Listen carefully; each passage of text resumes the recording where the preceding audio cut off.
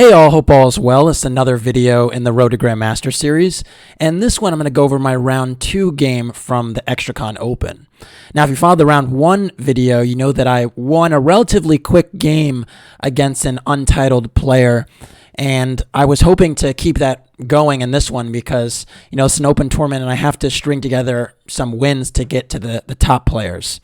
So in this one, I was actually playing another untitled opponent, this time around 2000, by the name of Karlsson.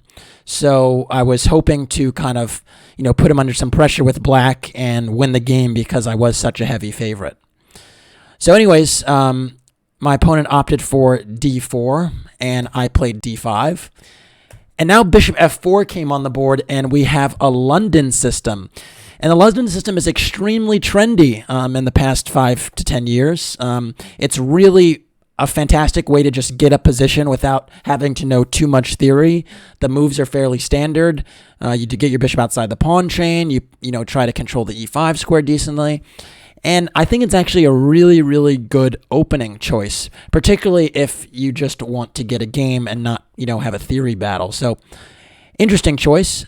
Now, I've faced the London system many, many times with black, and I've also played it with white. If you've seen any of my games on the channel, you know that the London system has featured quite a bit. And as a consequence, I know a lot of the sort of the intricacies of the system, and this actually worked in my favor. So, I actually opted for knight f6, and after e3, e6, and knight d2, this is fairly standard fare. Now, knight d2 is a little bit premature to put the knight out super early. I do believe it's better to start with knight f3 and have these be your first 4 moves: knight f3, e3, d4, bishop f4. But knight d2 is also playable, and the system that I decided to go for in this one is actually bishop d6. Now, this is a system I've actually employed a few times already this year. I can recall one game I went over on this in this series against Cemilcan Ali Marandi, a Turkish player in the tournament in St. Louis, where it was a total debacle for me. I got 1 out of 9, but this was actually one of the games where I actually had quite a promising position in the bishop d6 line. And the idea here, I think, which makes it a little bit annoying for white players that are playing the London, is that I'm actually trying to contest the e5 square right away. Typically, black, plays c5, and after c3, knight c6, knight f3, bishop e7, and basically concedes the e5 square for white. And then white ultimately tries to kind of build up pressure around the e5 square, sometimes putting a knight there, dropping his bishop back, sometimes even playing f4, and tries to get dynamics going based upon his control of the e5 square. And I really wasn't trying to allow that, and I think that's the thing that's nice about bishop d6 is I fight for it right away. Now, there are a few ways that white can actually play this position. I'll show you all of them and then what my opponent played. So one way you could play it is just to play bishop takes d6. But after queen takes d6, you see black does have reasonable control of e5. And after a move like knight gf3 and, castles, black shouldn't have any serious problems. In fact, actually before castles, even better might be knight bd7, just trying to control this e5 square so white can't put a knight on that square. Because that's typically, again, what white is trying to go for, some knight e5, f4, stonewall type of setup with the bishop on d3, screaming down the diagonal at the h7 pawn, which might be a touch vulnerable when black actually castles that way. So, yeah, that's one way to play taking on d6. But resolving tension is, as we know, not normally the best thing to do, and so I don't think it's too challenging. Another way to play that's quite dynamic is actually knight gf3. And this is actually the move the computer tends to favor when you put in your engine of choice. They tend to enjoy these structures after bishop takes f4, e takes f4. And the argument here is that these double pawns aren't necessarily a weakness, and they're more of a short-term asset because it gives white really good control over the e5 square. So you can imagine that, a knight can now come to e5, a bishop comes to d3, and now we're talking. There might be some pressure, on the king side based upon those features. And the position is also playable for black, but the other dynamic that's at play here is that whenever black tries to break with c5, a lot of times what can happen is, black can actually take on c5 and then install a knight on d4 as well. And so there is actually really good dark square control for white in this type of position, and that's why it makes it quite playable.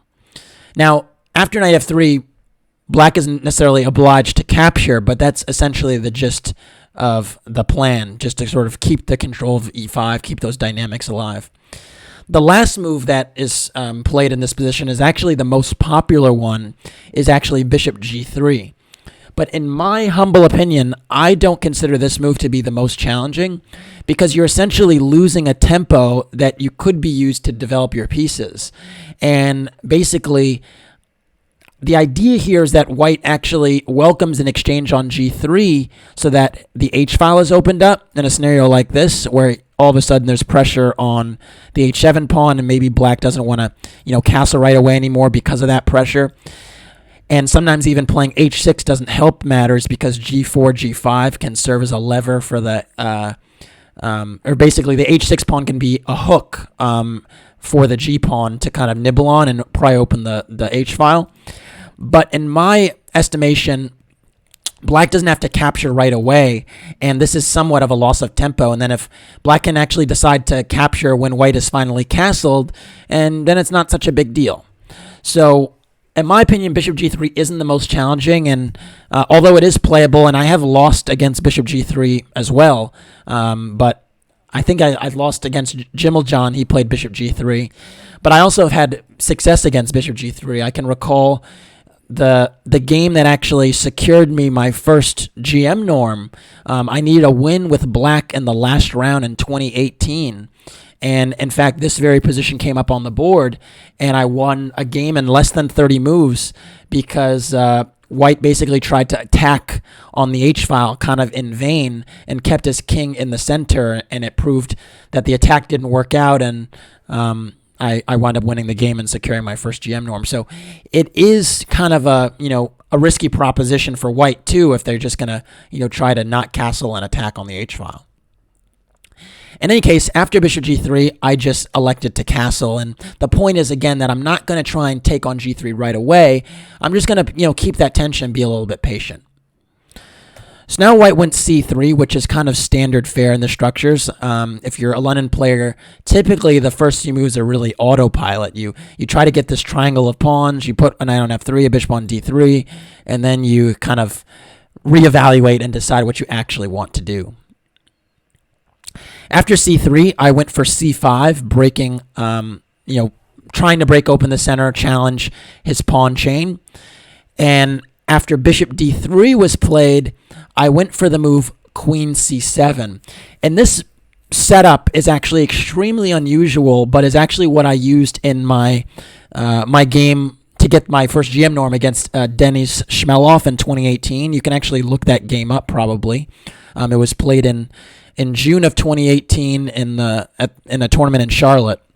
And the idea with queen c7 is actually, instead of putting the knight on c6, to follow up with knight b d7 and actually ensure black has really good control of e5. And you might say, why on c6 instead of d7? Well, why putting it on d7 instead of c6? Well, the reason for that is if you put it on c6, white can entertain playing d takes c5, and you can't recapture because the queen is actually hanging. Whereas if you play knight b d7 after d takes c5, you can recapture with the knight, which is on a really good square on c5, also challenging the bishop on d3. So that's essentially the idea, to play queen c7, knight b d7, and with having the great control over e5, black actually gets to interchain playing that break. And so it's almost like black is playing the role of a player that has the white pieces, because he's actually the one pressing in the middle. And it's just a very playable position, and one that I have employed quite successfully. And I can recall the first time I ever saw this setup was actually when Magnus Karlsson used it in some rapid games. And that's, whenever Magnus Karlsson uses a line with some success, you understand that, it's quite an interesting idea, or at least it's not terrible. So it deserves some respect and some attention. And I thought, this is actually quite interesting. So anyways, after queen c7, bishop takes d6 was played, and this is actually an interesting way to play, because instead of actually allowing me the stab with knight bd7 and e5, he's actually insisting on, trading these bishops and saying, you know what, I'm not going to give you all that you want. But in some ways, this is a kind of a small victory for me, because it means there's not going to be any pressure on the H-file. And if he really was intent on playing bishop takes d6, an argument could have been made that he should have done it when right when I played bishop d6 right away, because now he's actually almost wasted a tempo, if you will, with taking now. So that's kind of a key little nuance. Also, by the way, I did say a moment ago that Karlsson was someone I saw had employed the setup. That's actually not how I learned it. It's kind of a funny story with my first GM norm, where actually I always tend to stay at my friend and organizer's house in Charlotte, Peter Giannatos, and he actually showed me this London iSystem idea way back when, and I actually didn't even know I would use it, and then it turned out that my opponent in the last round actually played a London system, and I had this great idea I'd never used before that's quite unusual, and I won the game. So actually it's Peter Giannatos, FM Peter Giannatos, that first showed me this idea, not Magnus Karlsson. But anyways, just a little nuance. So after bishop takes d6, queen takes d6, white has lost a tempo, if you will, and knight f3 was played, and yeah, the position is, still close to equal, but I think black has a very, very comfortable game. And you can see here black has pretty reasonable control of the e5 square after my move knight bd7. Very important that I play knight bd7 so that he doesn't install a knight on e5, unscathed. So after knight bd7, white actually went queen a4, and this was actually a puzzling move to me, but I think he was probably already kind of acknowledging that I have this e5 break if I want it, and maybe he wanted to sort of make the position a little bit more complicated or drum up something in some other side of the board and discourage e5, because now maybe after e5 he could consider taking a few times and then transferring the queen to the king side. So I was figuring maybe that is his idea, to play something like queen h4 now and get this type of position. But I will say here, even white, white's not better here either, so I wouldn't necessarily mind playing this position. But instead, I think castling was a little bit more solid. You actually allow this e5 break, and things can kind of fizzle out, but at the end of the day, you're not terribly worse. Although black isn't worse either, it's just a position. Instead, this queen a4 move seemed a little bit puzzling to me, because if he doesn't get to the king side, what's it doing here? And again, delaying castling is seldom a good idea. Like I mentioned this before, that castling is usually one of the top moves in a given position, so there's no reason to not do it. So yeah. So when I saw queen a4, I was like, okay, he's a little bit, thrown off by my initial setup, and he's trying to kind of play against it in some way and change his approach a little bit, because the queen is rarely on a4 in these positions. So my thought process was like, how do I take advantage of this? This is so strange, and I'm already castled, and I have a little bit of a lead in development potentially. So I was like, I need to take advantage of this, and instead play very dynamically to kind of punish this move. And the best thing that I could come up with was c4. Now, again, e5 is playable, b6 is even playable, but I thought these type of positions didn't punish this move enough, and I wanted to play dynamically, and c4 really fit the bill for me, because all of a sudden the queen is not transferring to the king side anymore, and the contours of the position have changed, because now I've decided to close the center, and it becomes a little bit more dynamic. Now, after c4, there are basically two moves you could get, two diagonals you can go to. You could stay on this one, or you could stay on this one. I actually think bishop e2, what he played, is more sensible, because now that the center is closed, white might consider undermining it with b3 at some point, this chain, and the bishop doesn't really have much scope on this diagonal. if it's not going to actually, attack my king. And so I thought that if he played bishop d3, he's actually cutting his queen off from coming home. And if he goes bishop b1, he's not allowing his rooks to be connected. So I think bishop d2 does make sense. And then you might say, well, what did you gain for, playing c4? You basically release the tension, which is rarely a good thing. And, now your pawns might be targets on light squares. What are you doing? Well, my idea with c4 and bishop b2 was the follow-up here, b5. And this was essentially the idea, is that by playing the moves c4 and b5 with tempo, I thought now I could kind of accelerate a pawn storm on the queen side that would basically hold White's attention and not enable him to get anything going in the center or the king side. So I thought that now he was kind of in a purely defensive stance while I shoved my pawns up the board with a very interesting initiative. And you might say, well, isn't your bishop on c8 a bad bishop? Like, it's stuck behind the pawn chain. Well, for now, that's the case, but I thought the space advantage that I had would enable me to activate the bishop at some point. Now, I thought I could consider playing e5 at some point if I want to activate the bishop, or I can just, play a little bit patiently and, go for my pawn storm. The fact of the matter is that a bishop that is, bad doesn't necessarily have to be bad forever. And this is actually a concept that I learned from a book by Esben Lund, Silas Esben Lund, a Danish IM. He wrote this amazing book called The Secret Life of Bad Bishops. And in many cases, what I learned from that book is that actually a bishop is never bad. Now, it doesn't have to be bad forever. And even the worst bishop is usually has decent prospects.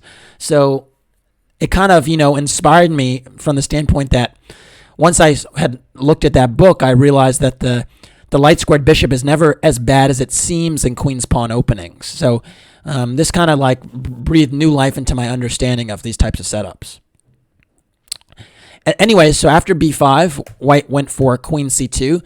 Note that queen takes b5 is ill-advised and doesn't make a whole lot of sense because I go rook b8. And, b2 is hanging, and I just get way too much activity there when I play rook takes b2. So you don't want to go for that. So instead, White played queen c2, just backing up. Now, there was also the option to, play queen a5 and kind of stop the pawn storm from happening. But in this position, you can see that the queen is just a little bit off sides, and this has its own risks. Now, I probably would follow up with a6 here, and I think black has a completely satisfactory position here, and this queen is just a little bit wayward. Now, the thing is, I can't necessarily win the queen outright or anything. So it might actually be somewhat snug here, and at least it does kind of slow down my pawn storm, right? I can't just rush with b4 anymore, so it is a playable move, but I think it's a hard one for a human to make. So anyways, after queen c2, I went bishop b7, and I thought this was important because now I'm stopping the e4 break, and this bishop on b7 is quite decent, so it's doing a job, and my rooks are also connected. And I think you can also see here that the problem is that White just simply doesn't have coverage in the center. Again, normally in the London system, this knight finds itself on e5, and it's difficult to dislodge it. I normally have to spend time moving my knight away, playing f6, something like that. Here, knight e5 just loses a pawn. So black has fantastic play in the middle in this version of the London system. So anyways, after bishop b7, White actually went a4 here, trying to undermine my pawn chain.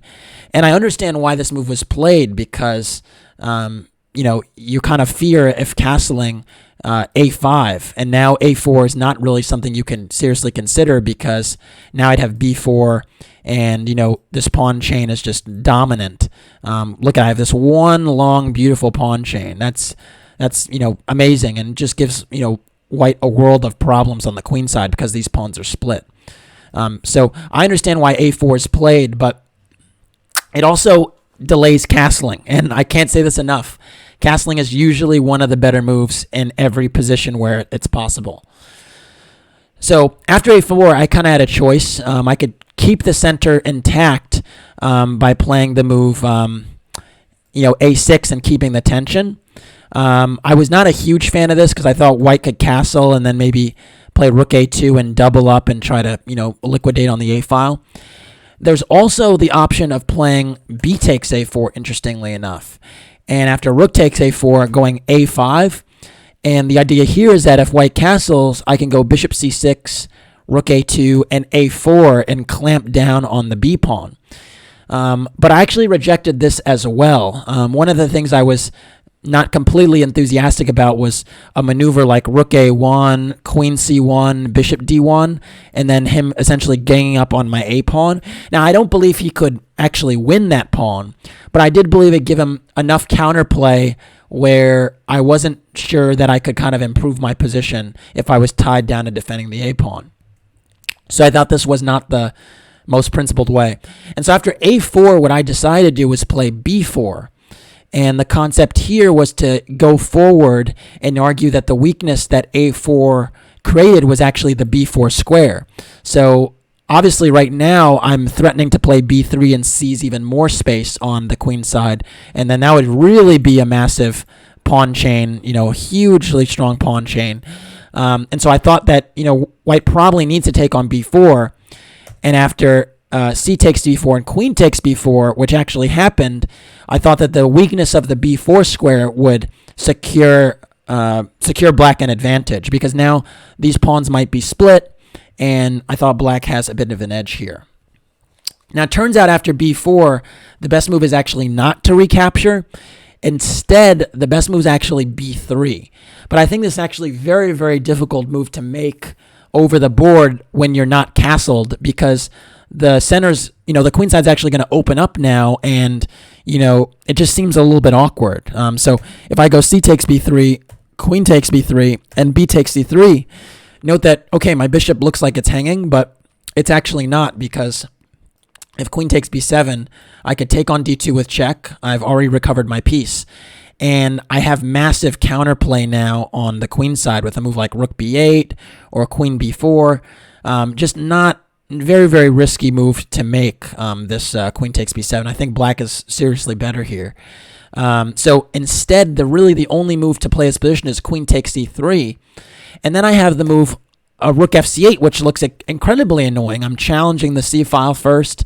It seems that I have a lot of pressure here. Again, white's still not castled. And queen a5 is actually the key move to kind of hold things together, but I think it's a very, very difficult move to make. The idea is that in many lines you have to actually stop bishop a6, because if you allow bishop a6, the bishops have to get exchanged, and white doesn't get to castle, which is the important thing here, is that if white's king is stuck in the center, black will have a massive edge. So queen a5 actually does that job and holds everything together and stops this bishop a6 idea. If you go for a move like queen d3, this would be a huge mistake, because now I have a5, and again, castling is no longer possible because bishop a6 picks up a piece. So again, b3 is playable, but extremely risky, and I understand why it wasn't played. It's a tough one to just make. But you can see here that now my pawn storm on the queen side actually paid off, because after c takes b4, queen takes b4, I managed to elicit or provoke a weakness on b4, and I have a nice space advantage.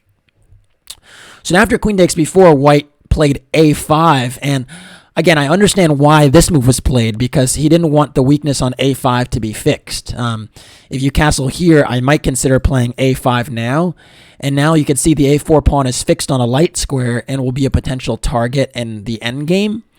But, again, sometimes it's just best to castle. It's a little bit risky to continue to delay castling.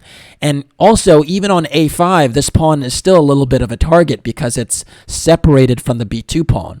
So as long as these pawns are split, even if it's far advanced, it might be a target in the ending.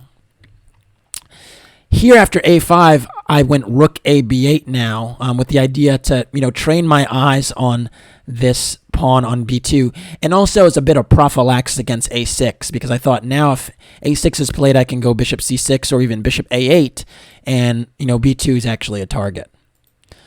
Now finally white decided to castle, but you can see here his delaying castling maybe was not the best thing for him to do. I basically am better in this position. I have more space and a lot of pressure on the queen side. Here I actually make a bit of a mistake. I played the move bishop c6, trying to attack b2, and also kind of in anticipation of this a6 move. I wanted to just get out of the way prophylactically of that.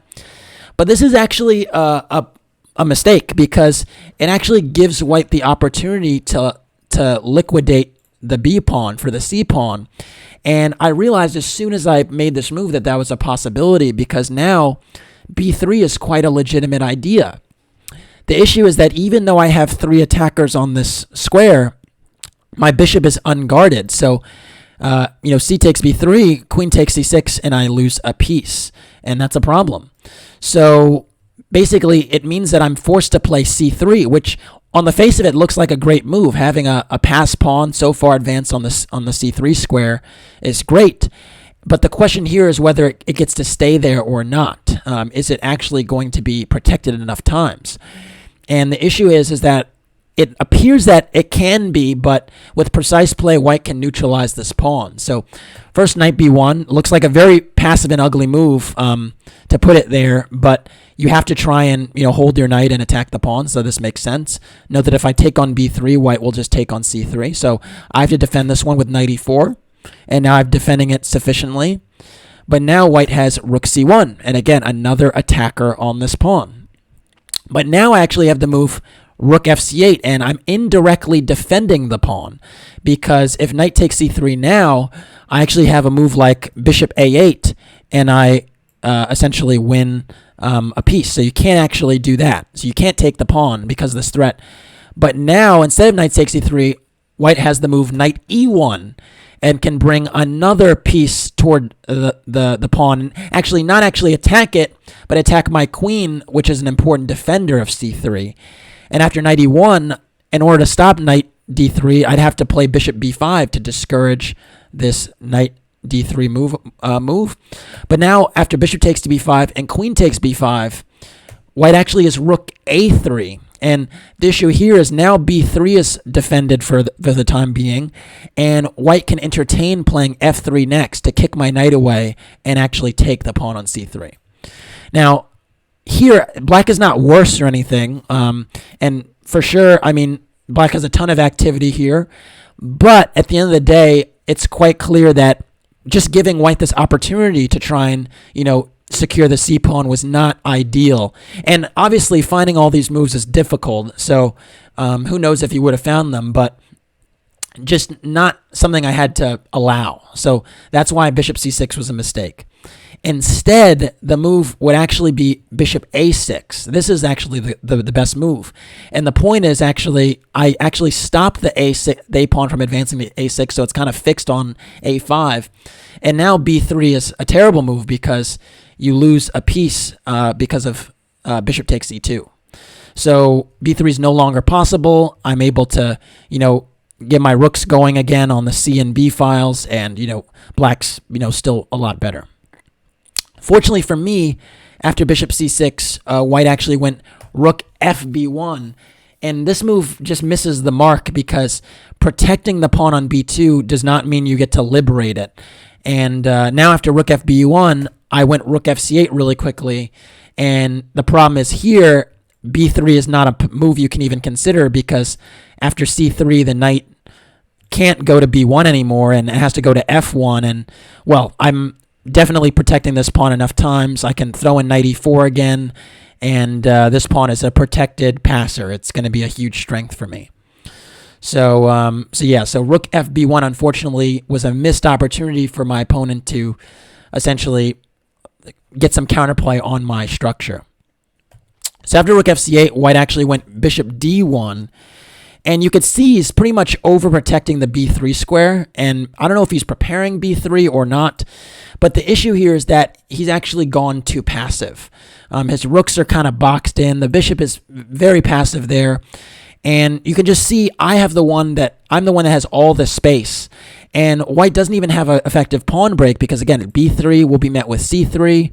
e4 is, put on lock and key right now because of my my fantastic control of that square.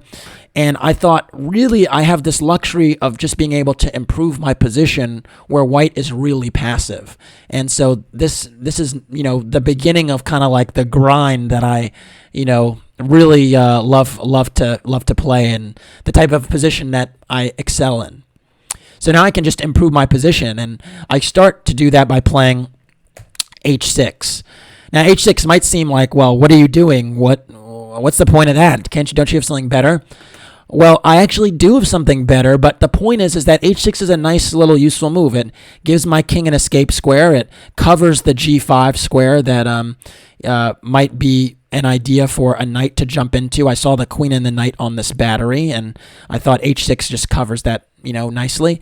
And, of course, I solved this back rank issue that, might be something that's an issue later in the game. So, again, when you're in a better position, you don't necessarily have to rush. And so I really thought that I actually could take time to do something like this.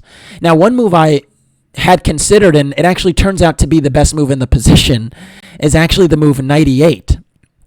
But the reason I didn't go for this move is actually because I didn't like knight g5 eyeing h7 and just this threat. Now, it turns out I can actually just move this knight to f6 and defend this threat and then follow up with h6. No harm, no foul. But I just didn't even want to allow some activity or counterplay, and I thought h6 does that job. So after h6, white actually went queen c3, and I kind of expected this move in conjunction with bishop d1. I think the other idea is to try and get this bishop to a nicer diagonal, because here it's being shut out. But here you can actually just see that the queen on c3 is not something I'm super concerned about, because as long as the queen is there, b3 is not a possibility, all right, because the queen would be hanging. And even the exchange of queens doesn't concern me very much, because I still have a lot of pressure on the b file and on the b2 pawn. So, and not to mention the fact that, again, b3 can always be met by c3 as well, even after the queens come off the board. So I thought here that, a queen trade doesn't really bother me, and that's why I actually went for rook b7. My idea here was actually to invite the queen trade, because now I'm doubling on this file, and it's like, do you really want to, go for some ending where this is coming? I just thought it'd be extremely undesirable. And at some point, if my rooks are doubled and maybe the knight is dislodged, I can even get in c3 and, threaten the b1 rook. So, all good for me. It actually turns out, though, funnily enough, again, the move the computer wants to play is knight e8. Rerouting this knight to d6, where it also still controls e4 but eyes the queen side. But I went rook b7. So anyways, after rook b7, white now went bishop c2, I think continuing with this plan of, putting the bishop on this diagonal. And now I went rook fb8, and you can see here, now taking on b4 is kind of out of the question with my rooks doubled like this. It's just very, very strong pressure. And white actually went rook a2 as a bit of prophylaxis to defend, overprotect the pawn on b2. But again, very, very passive. I have massive pressure here and nothing that I'm really worried about. After rook a2, I finally went knight e8. So I decided that now is the time to bring my knight around, spin it around somewhere, and get some counterplay on the queen side. Now that I've done everything I could do, improving all my pieces on the queen side, I thought it's the time to improve my king side piece a little bit. And the idea was just to relocate this knight to one of these squares. And after knight e8, white actually went rook ba1, but I can't tell you where these rooks are going. There are no real prospects on the A file, so I wasn't really concerned about this. And I actually now went knight c7. And my idea with going to c7 instead of d6 was I thought from a6 that'd be a really nice square protecting the queen on b4 and also blockading the a pawn. And I thought a knight on b4 would be really lovely, challenging the rook on a2, which is also lacking squares in the bishop on c2. So I thought that knight c7 was actually smarter. It actually turns out here that knight d6 is still the move the computer prefers, but I was wary of positions where knight e5 came with tempo, and I didn't love exchanging here and potentially giving this knight the d4 square. But it turns out I can go knight e8 and still reroute this knight to a6, and no harm, no foul. After knight c7, white went knight b1. And how many moves now has he, shuffled pieces on the back rank? It's been like 4 or 5 moves, like bishop d1, rook b1, rook a1.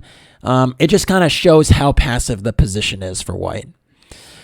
I now went knight a6, continuing with my plan of, putting the knight on a6, protecting b4. Of course, now queen takes b4 is not even possible because, black would lose an exchange. I'm in pretty good shape here. Okay, maybe black doesn't have to lose an exchange. I mean, after bishop a4, he does hold things together because if I take on a2, he could take on c6. But, actually, even here, this is probably bad because I can play rook takes b2 and I'm attacking b1. And I'm still an exchange up. So he can't even play bishop a4, and that means he can't trade queens. So after knight a6, white went knight fd2. Now I think rerouting the knight towards the b3 square. But again, super, super passive here. Super passive. All the pieces are just in a very small box, right? Not very good. Now, again, maybe one idea with knight d2 is actually to play e4 here and try and get some counterplay that way. And maybe for that reason, I actually played f5, trying to actually clamp down on this potential break and also limit this bishop on c2. Now, you might say, well, aren't you weakening some dark squares here? Well, I am a little bit, but I thought that with my knight controlling e5, I wasn't really worried about this knight coming back. And I felt that space was the most important factor here. And what I've actually learned over the past few months is actually that, space is actually more important than squares in many positions. Like a lot of times when you go forward and you have space, you actually do have to weaken squares to push your pawns and do these type of things. But it actually turns out that the space usually tends to be a more significant factor than 1 or 2 weak squares is when you're going forward. So that's something to just keep in mind, is that tug of war between space and squares is pretty important. And to get something, sometimes you have to give something. And so that's what I'm doing here. I'm giving up e5, but I'm taking more space. And, that's the most important factor in this position. Because look at that bishop on c2. It's totally shut out of the game. It fought and relocated itself to get to a new diagonal where it'd have prospects because it was not doing anything on this diagonal. And now it's on this c2, h7 diagonal and really still has no prospects. So, that's how space works. So anyways, after f5, white now went f3. I think still in some lines insisting on e4. But this move, I think, is a really, really serious mistake, a decisive mistake, actually, because it weakens his structure a little bit too much. So it's an issue where now, if we go back to the space versus squares discussion, he's actually trying to get some space and maybe play e4, but he is weakening his structure, in particular this diagonal and the e3 pawn, and it's just not... It's just irreparable harm to his position because his pieces are so boxed in. So he actually can't really afford to open the position because he lacks so much space, and that's why he had to cover his squares. So probably maybe a little convoluted discussion, but important to understand those concepts. And after f3, I thought, okay, this is probably going to end in my favor, because the other thing with f3 is now the knight can't even begin to get to an active square. F3 was the only square the knight was going to potentially get to. Now it only has f1, and again, all his pieces are boxed in. So now after f3, I actually went knight f6 because I don't have to worry about a knight coming into e5 anymore. And after knight a3, look at how passive this move is, knight a3. I actually went bishop e8. And my idea here was now to reroute my bishop towards the king side and kind of anticipate an f4 move, because if f4 is played to open up the d2 knight, now my bishop can come to h5 and stop that knight from getting to the e5 square. So I thought it was just really good maneuvering now. And it also just shows that this quote-unquote bad bishop that I had can, really find activity on the king side at some point if I push my f-pawn. And this is actually a theme that happens in Stonewall Duchess, and even in some Slavs, actually, where the bishop is caught on h7 and it seems very passive. There's some lines where, like, black goes king f8 or king h8 and then bishop g8 and then plays f6 to liberate the bishop. So, again, even the worst bishop can sometimes have potential to become a good piece. So after bishop e8, white now went rook c1.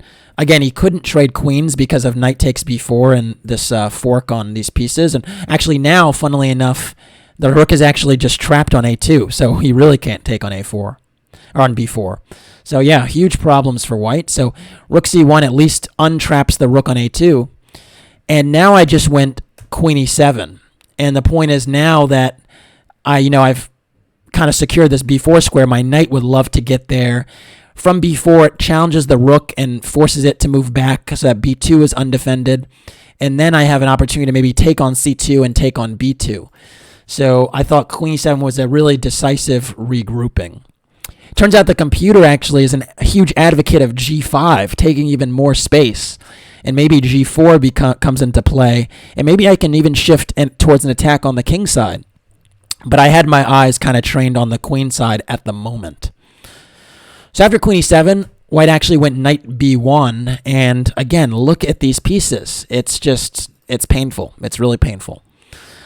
I now went knight b4. I thought it was as good a time as any to go into that square. And white now went rook a1. And now I went bishop g6. And this was essentially one of the other key ideas with this regrouping is I really want to take on c2 and then take on b2 and win the b pawn. But I thought that if I take right away after rook takes c2 and bishop g6, now I thought white could close the center with f4. And even though this position is still better for black, I just wanted bishop g6 to come with a threat. So the idea of playing bishop g6 now is I'm actually threatening to take and play f4, and that kind of forces white's hand to play f4 himself. And I thought now I still have this strong knight on b4, and I didn't have to rush to take this bishop that's really bad on c2. So I just didn't want to rush to capture. And after f4, I just went bishop h5, taking advantage of the new diagonal that was offered up to me by the advance of this f-pawn. And you can see now I'm playing on both sides of the board. I have this amazing activity on the queen side. I have some king side play as well. Tough spot for white. White played knight f3, trying to get some squares, I guess, maybe get the 9 to e5. But now that my bishop is on h5, this is just too late. And I went knight takes c2. And after rook takes c2, I went knight e4. Very important that I play knight e4 before capturing on f3. I was thinking about capturing on f3, but I didn't want to do that right away because now the g-pawn controls, or the g-pawn that became an f-pawn now controls my jumping squares in the middle. So I really want to get my knight into e4 first, and that's why this version is quite effective. And the other thing that's nice about knight e4 is that now the queen can no longer cover b2 effectively. So the queen retreated, and I went rook takes b2, and I've won a pawn. I have this monster knight on e4, and even my bishop that was this quote-unquote bad bishop before, stuck behind these pawns on light squares, has found life on an important diagonal. So after rook takes b2, rook takes, the position is decisive. I have a protected pass pawn and a ton of activity, and you also have to worry about, the second rank now. And so knight c3 was played. But now I finally went bishop takes f3, g takes f3, and knight takes c3. And after queen takes c3, I just went rook e2. And the point is with rook e2, I'm just threatening queen h4, and the king can't move to f1 to challenge because the h2 pawn is hanging. And I thought this was just a very clean way to force white's hand because queen h4 is a massive threat. The only move to fight here is rook e1, challenging my rook on the second rank. And now I actually just went rook a2. And so you can see that little juke maneuver right now, got my rook to actually train itself on the a pawn, and I'm still threatening queen h4. White now went rook c1, again trying to trade these rooks and cut off the king, or cut off the rook on the second rank rather. Note that if rook a1 was played, I would have actually taken on a1 and gone queen b4. And the point is here, I'm just going to push my c-pawn, and this queen on a1 is completely boxed out. It's really just, it can't even pretend to get checks on my king, so it's just really, really dominated here. Note that maybe your only try would be a6, trying to, I don't even know what it's trying to do. The queen still has no squares here, and I can just go c3, and then c2, and then queen. And note that if a move like queen a2 is played, I just go queen b2, and of course if queen a4, c2, queen e8 check, king h7, that's just one check and I'm queening with mate. Or I can even promote to a rook. So yeah, the c-pawn just is a runner. So after rook c1, I now went rook a3, just challenging the queen on c3. I did consider queen h4, but I was a little bit wary of rook c2. And the issue here, I thought, is, yeah, I'm winning, but I just didn't want white to have any checks on my king that were effective. And it was quite clear that my queen being on h4 instead of, on the queen side already meant that white was going to probably get a few checks. Now, it turns out this is just a winning by force pretty easily, but after queen e1, king g2, c3, white does manage a check, and I have to take on e3, and after queen e8 check, king h7, h4, this is the type of position I just didn't even want to have to calculate, because now h5 and queen g6 check would be a perpetual, so I have to take on f4, and after h5, I have to guard this square on g6, and obviously this looks amazing. I'm playing c2 next. There's no problems here either, but I just didn't want to have to calculate this, so that's why I didn't go for this. Instead, I thought, rook a3 is just much safer, and quite frankly, after rook a3, his queen has to be pushed back, which means that he doesn't levy any checks against my king. So that was pretty much my main objective. No counterplay against my king. Just collect the pawns. My passed pawn is strong, and I don't even have to rush pushing it. So after queen d2, I now went rook d3, challenging the queen again, and again, just trying to push it back and retain control in the position without giving him counterplay. And now the queen went to f2, and now I went queen a3, finally coming into the position.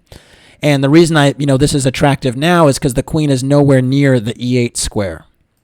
And now I'm hitting a3, e1, the c1 rook, too many things. So now rook e1 was played, and I just went queen takes a5, and now I'm 2 pawns up, and it's just an easy win, and I haven't allowed any checks. So I thought this was a job well done. White went rook e2 to stop this rook d2 threat, and now I went c3 finally, pushing the c-pawn, and you can see here I just haven't allowed any counterplay, which is kind of the plan. And now e4 was played, trying to lash out and again get some counterplay, maybe getting a check against my king. I went d takes e4. After f takes e4, I went rook d1 check. And then after king g2, I actually played f takes e4. And my idea here is now if rook takes e4, I have queen d5 pinning the rook on d5. And again, still no more checks. And I also have rook d2 as an idea, skewering the queen and the king. So after f takes e4, queen e3 is played, and I'm now 3 pawns up. 3 pawns up. So clearly winning position. No check still.